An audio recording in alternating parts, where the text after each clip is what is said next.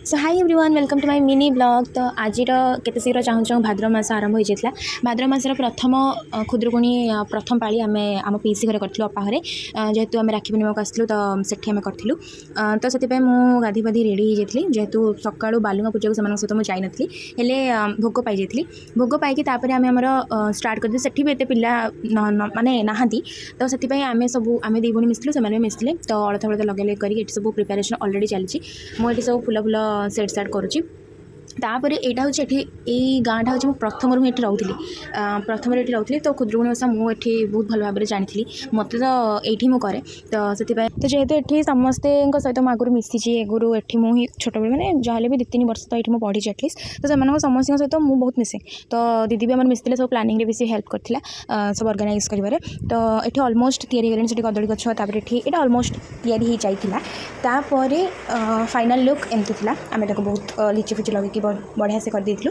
तापर आम ये समस्ते मिसिकी गीत बोलूँ जोटा कि खुदरुकुणी ओषा गीत। तापर खुदरुकुणी ओषा देन तो आमर जो नाक काटा पाड़ी से तो बहुत इंटरेस्टिंग पार्ट सब कह गले तो ये होता तबई तो जेहेतु होता तो आम समस्ते समस्ते सात जन हो समस्त को पूजा करते समस्त गोटे गोटे करके नाक काटी देता तो नाक काटी सारापर आम समस्ते बड़ बड़ हो तो लास्ट को जी थी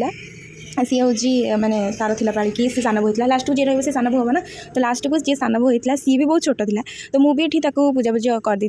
सी भी मो नाक भी काटी देता माने नाक काटला जे